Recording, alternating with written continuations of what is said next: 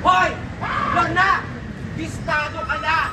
Ikaw ang tunay na peste sa negosyo ko! Ano ba?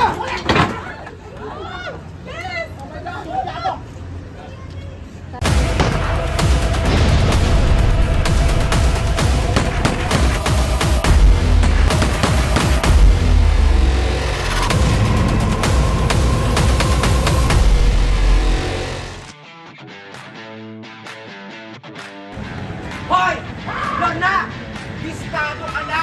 Ikaw ang tunay na peste sa negosyo ko! Hoy! Kadel! Ikaw nga, pwede ka na ba? Ano yung pinagsasabi mo? Hoy! Ay! Rasol, Aida!